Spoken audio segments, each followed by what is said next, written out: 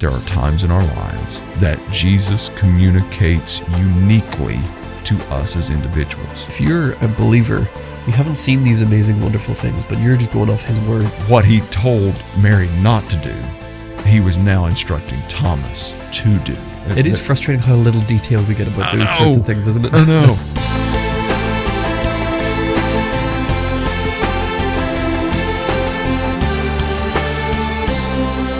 Welcome back to Chop for Time. We're back here again. We're diving into John 20, which is what Ben shared with us yesterday in our church service. And how we're doing Chop for Time more recently is we're going to be looking at areas of the passage, areas of the sermon that we have got a little bit of feedback from our congregants or from people online who want a little bit more, diving a little bit deeper into one or two key areas. So this week we're going to be looking at one specific little section in John 20. Yeah. So why don't you give us a little bit of a... Yeah, it's going to be a good chunk of it because what we find is John's thesis statement at the end of this in 30 and 31. So he starts the book, John 1:1, in the beginning was the Word was with God, the Word was God. And at the end of 20, chapter 20, verses 30 and 31, it's like Jesus did far more signs than what is written here, right. So that they would believe that he is the Christ, the Son of God, and in him we have life in his name. Yeah. So he's bookending with thesis statements here.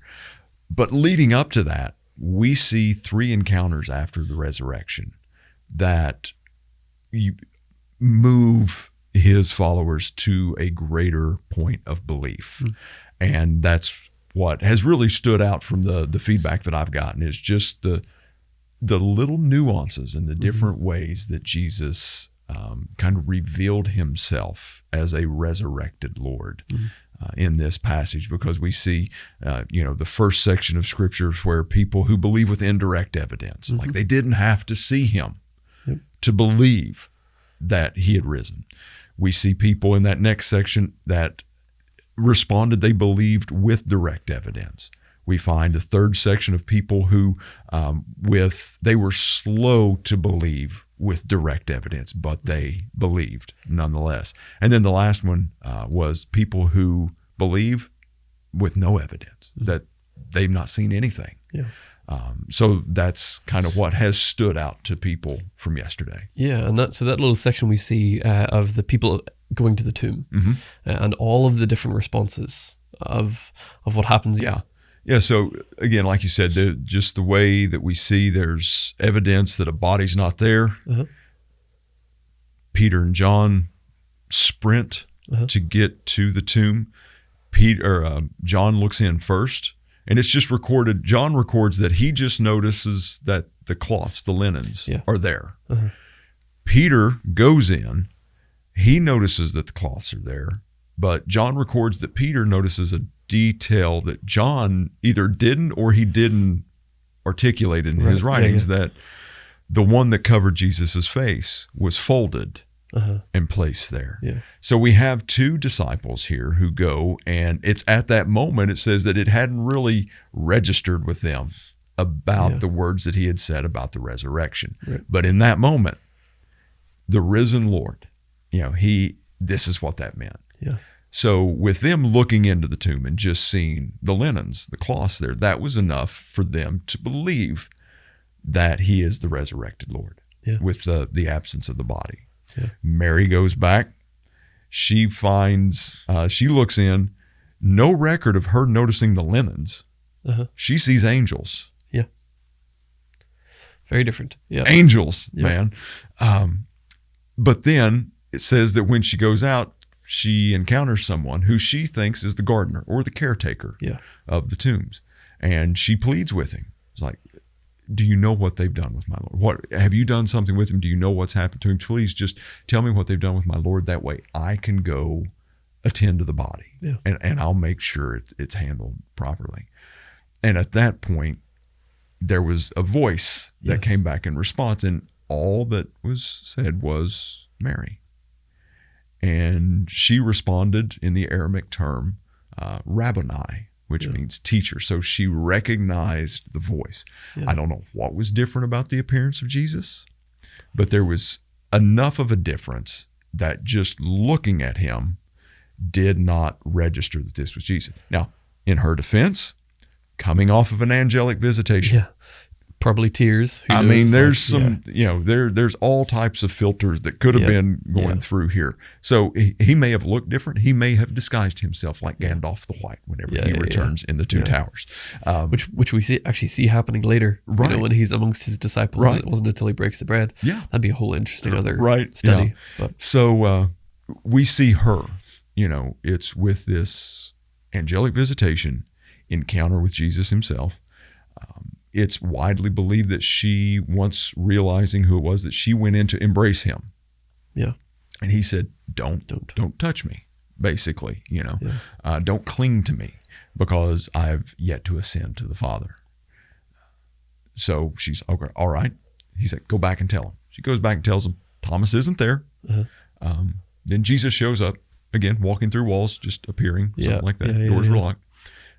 it is frustrating how little detail we get about those sorts of things, isn't it? I know. It's like, oh goodness, did he teleport? How did this happen? Yeah. But then it says that they went, after that was done, the disciples told Thomas, who was not there. Yeah. Thomas was like, listen, until I, I see and I touch the palms of his hands and the wounds there. I put my hand in his side where he was pierced. I'm not going to believe. 8 days later, Jesus does it again. Comes in again through a locked door somehow. Yeah. And at that point, he tells Thomas, he's like, touch my hands, my side. Yeah. What he told Mary not to do, he was now instructing Thomas to do. Yeah. And the whole point of all of these different nuances is that I believe that there are times in our lives that Jesus communicates uniquely to us as individuals.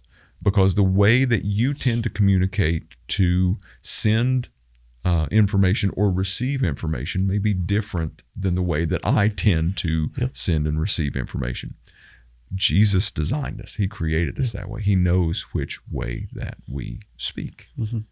And I think that we see that evident in this passage. Yeah, I find that fascinating as well, because it's like Jesus goes out of his way to, I don't know if it's like bend the rules. That sounds weird to say, but like with Mary, he's like, don't touch me for I haven't ascended. But for Thomas, he makes this exception. Not because Thomas is special, but because it was what he needed, right? He met him where he was at, and he was going out of his way to ensure that a point was made for Thomas. Like, look, because he goes on to say afterwards, like, you believe because you've seen. That's not derogatory. That's just, you believe, that's great. Yeah. But how much more blessed are those who believe who haven't seen, which I'm sure we're going to get into at another time. But with our middle schoolers, we were talking about this because I think a lot of our kids, or a lot of young people, we go to these big youth events and we hear these testimonies of people who've encountered Christ. They've had these drug-induced parties and this wild living and all this crazy stuff, and then they came to Jesus in this like rock bottom moment, and it was this magical, amazing thing, and their lives were turned around, and now they're out preaching the gospel or doing these other things. And like, young people love hearing those stories, but they can't relate, most of the time. Yeah. And then they feel this sense of, well, my testimony isn't very good. And we had to encourage them of like, look, you might have the same testimony that I do, right? Grew up in the church, made a bunch of mistakes along the way, but by God's grace, he put great parents in my life, and he taught me and introduced me to Christ through my youth pastor over a long period of time. And like, but that's equally as important of a story that we can go use to preach the gospel to other people. Yeah. Like Thomas, I think you pointed out in your sermon, Thomas went off to India. Yeah. Died a horrible death. Terrible martyr's death.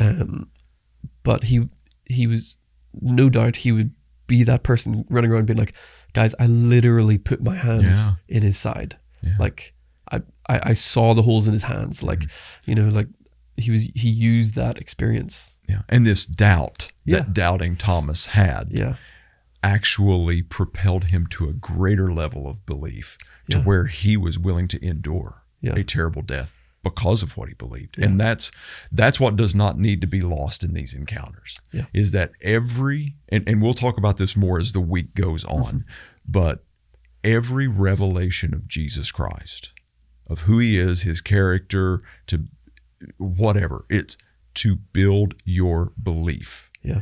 And every communication that we're going to experience should point us to Christ. Yeah. If it's of God, if it's an experience with Jesus, it will point us to him. Yeah. And for people who, like, I've heard a lot of people say, it's like, these people have all these experiences of miracles or all these kinds of things, and I've never seen these things. How is that fair? Or like all these kinds of things. And I think, like we see in this passage, that implies that there's a blessing. Mm-hmm. Like, if you're a believer, you haven't seen these amazing, wonderful things, but you're just going off his word and the reliability of the sources that we have, of the information that we've been given, and you've pledged your life to Christ. That means God knew that he was gifting you with a level of faith that you didn't need all of those things. Right. And he's challenging you to live such a good point off of the faith that you've been given, or maybe they just haven't happened yet. Yeah. Right. Like, that's another very possible thing. Such a great point. I just kind of want to, as we kind of wind down this first episode this week, I kind of want to set the table a little bit with a passage of scripture of what we're going to be talking about a little bit later, throughout the week. Hebrews chapter 1, starting with verse 1. God, who at various times and in various ways spoke in times past to the fathers by the prophets, has in these last days spoken to us by his Son, whom he has appointed heir of all things, through whom he also made the worlds. So as we go along and we have these discussions, we'll look at God communicating and speaking and revealing himself in the Old Testament. We'll look at how God does the same thing in the New Testament after Jesus' ascension and how he continues to do that. Yeah. We have to make sure that we keep in our mind that he is, in the Old Testament, he was speaking about his Son, Jesus, and now he is speaking to us by his Son. Yeah. Great. Well, we're going to be back here on Wednesday. If you're watching this at the time that this comes out, we've got 3 videos a week coming out about this, so do tune in and do hit the like and subscribe button, as that really helps get that out there, and just also helps us know that we're doing a good job here. So we'd appreciate that, and we'll see you in a couple of days.